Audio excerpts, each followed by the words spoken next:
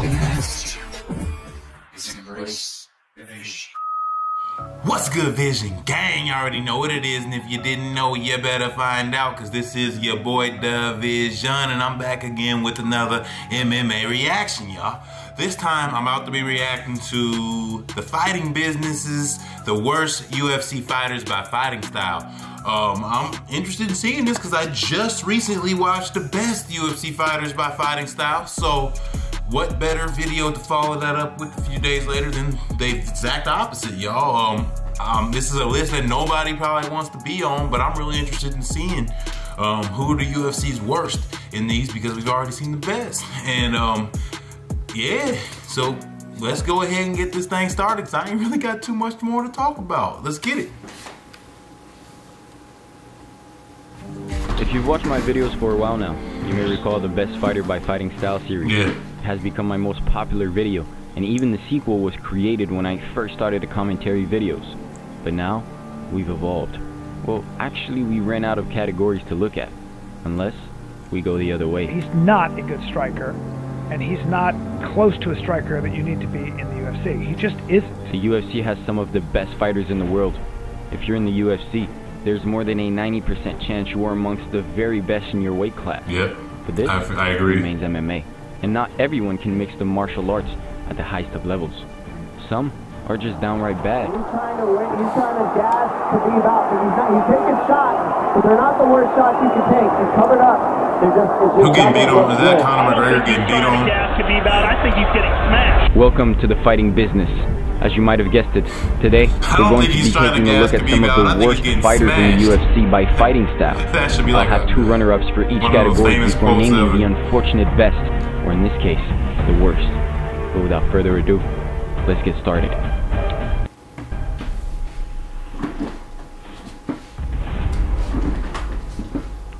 Worst chin. Runner-up, Luke Rockhold. Luke Rockhold, never heard of him. To talk about hanging it up. Damn. You know, he broke his jaw tonight.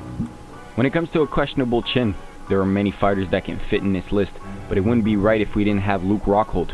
In his last 5 fights, Luke Rockhold has suffered 3 brutal knockouts, and not for the lack of competition. He's been in there with some dangerous powerhouse, but Luke has just had a fragile chin over his career, and one punch might end the night for him at any moment. Over his career, Luke has suffered all of his 5 losses by knockouts, making a perfect 100% ratio. And all his losses After his KO loss to Michael Bisping, who was never regarded as the biggest puncher, Rockhold just hasn't been the same since. You're like this dominant champion. That's how you put yourself out there. You believe it, and you achieve it. And that's what I do. I know what I'm going to do. I know that I'm better than this. Sounds like the worst self-help book you've ever read. Conceive, believe, achieve. Shut the fuck up. With rumors of Rockhold fighting Paulo Costa next, we might see yet another brutal KO loss for the former champion. Runner-up, Alistair Overeem. Now, anyone can get knocked out at heavyweight. It's just how things go given the size and power of some of these heavyweights. But if you had the choice to not rely on one heavyweight's chin, it would probably be Alistair Overeem. It's not even a case of him taking too much damage over the years. Overeem has had a dodgy chin for a while, as he was getting knocked out more than 15 years ago during his prime. Out of his 19 professional MMA losses, 15 of them have come via KO or TKO, which gives him a 79% KO loss ratio. Now, of course, he's still done extremely well to achieve what he has given his lackluster durability, but if he had a chin similar to, say, prime Mark Hunt, we might be looking at the greatest heavyweight of all time. Oh, wow. Worst. He just easy to knock out. Cody Garbrandt. Cody Garbrandt. Father Time is undefeated, and he will come for us whenever he damn well chooses. There was always going to be one winner for this. As Peter Yan hilariously and aptly dubbed him, Cody No Chin Garbrandt just doesn't have much resistance when it comes to taking a hit.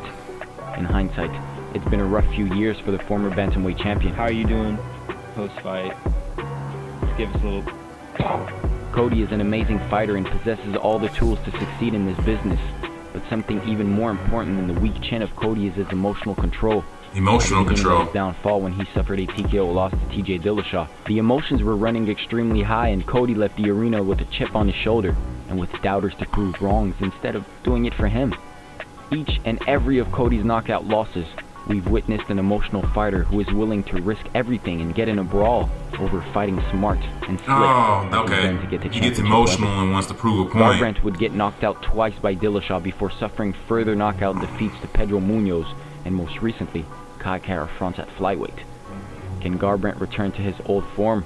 It remains to be seen, with many observers calling on him to retire. But if he keeps fighting, another knockout loss won't surprise anyone at this point.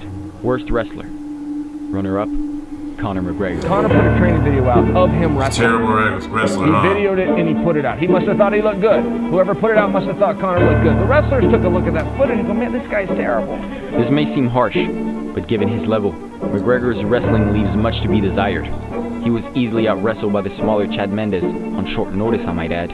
He did well to get up initially, but he was slammed by Mendes again, and largely controlled, elbowed, and kept on the ground until Mendes gassed. Then, there was this fight with Khabib Nurmagomedov. Your wrestling is zero. Your grappling is zero. I'm gonna mow you. Let's wrestle, kids. Let's wrestle. Let's wrestle. Let's wrestle. 6 October. Let's wrestle. While he showed good takedown defense initially, once the Eagle found his rhythm and timing for the takedown, it seemed it was just a matter of time before McGregor was once again on his back.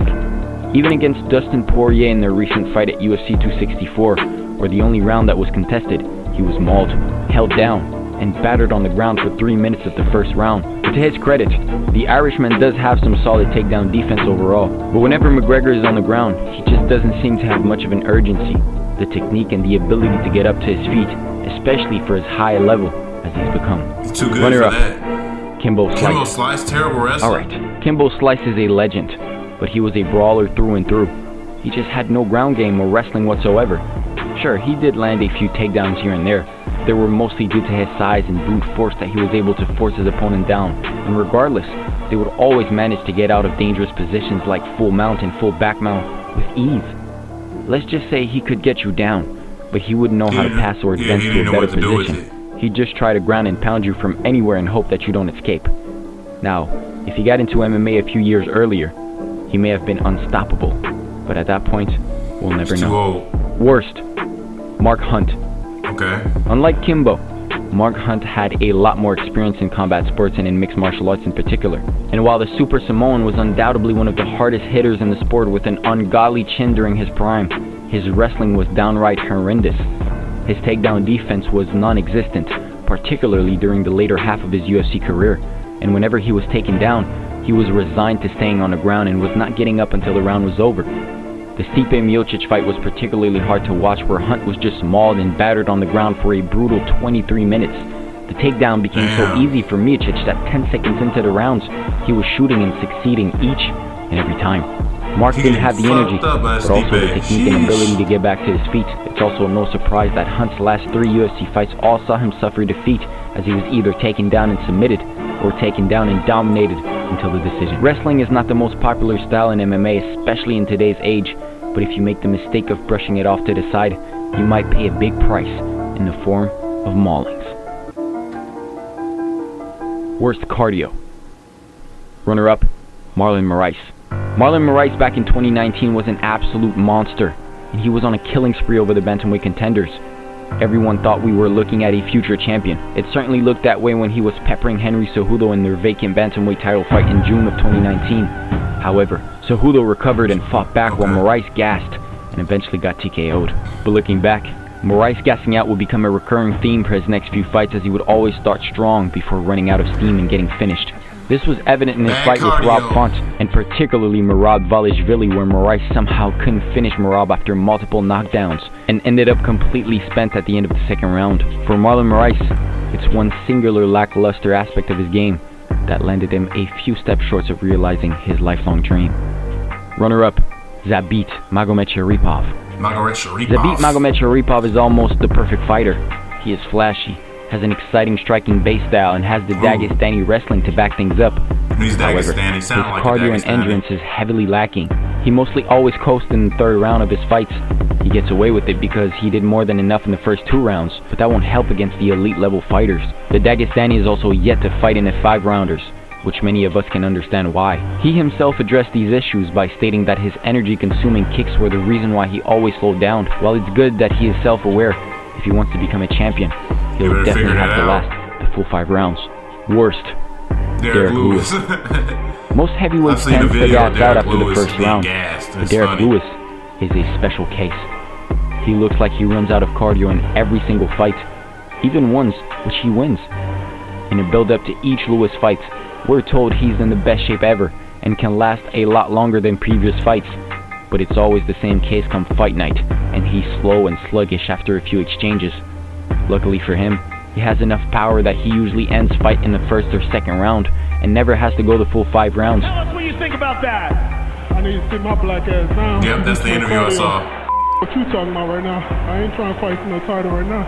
I'm no gas tank like that. But what happens when he has to fight a well-trained fighter with great cardio and Muay Thai? Yeah, man, I want to apologize to all my fans out there. You know, I felt great going into the fight. And, you know, there's really no excuses, you know. Worst striker.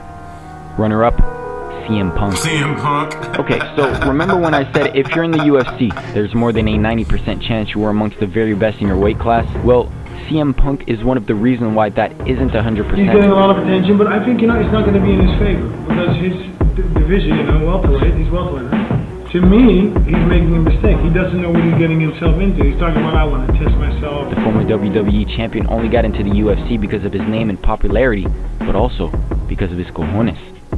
He ended up having 2 welterweight contests with Mickey Gall and Mike Jackson, and didn't look good at all. But this was expected by most, as he was outclassed by both Gall and Jackson in every aspect of MMA. But the striking, it was basically non-existent.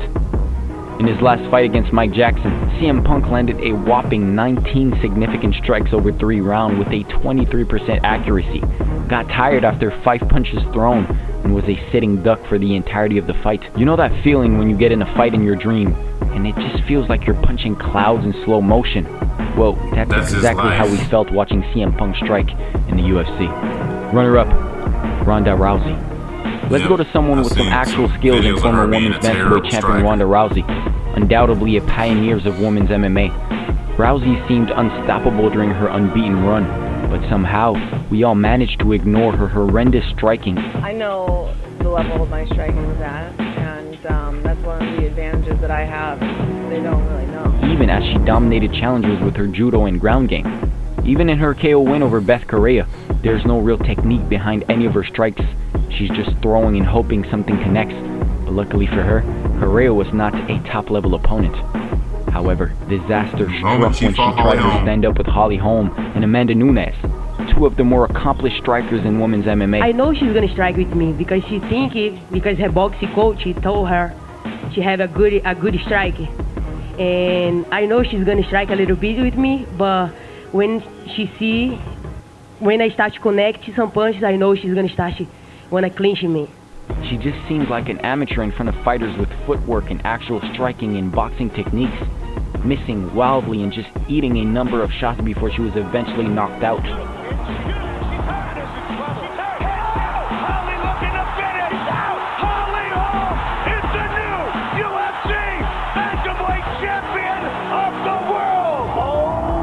Looking back, it seemed Rousey was trying to prove her striking abilities instead of pushing for the clinch situation and her dangerous submissions in her later stages of her career, and unfortunately, it ended up playing against her. Worst, Ben Askren. Was there any real doubt here? To his credit, it's amazing how far Ben Askren got with literally 0 striking. It also shows how crucial wrestling and grappling is in MMA, and how much you can get away with if you possess a good wrestling base. And in fairness, Askren also had a solid chin for the most part, but we just need to see footage of whenever he did try to strike. It's comical, hilarious, and sometimes just sad. Weak missed uppercuts, lazy naked body kicks, those hilarious spinning back fist attempts, telegraph strikes. Any decent fighters evades all of Askren's strikes attempts, and even if anything landed, it never really hurt any of his opponents. Damian Maia was not known for his striking whatsoever, and Askren made him look like a prime wonder boy in their fights. Perhaps what solidified his placement at the top of this list was the unfortunate event against the well-known pound-for-pound top boxer, Jake Paul. The well-known pound-for-pound top boxer. Under 2 minutes.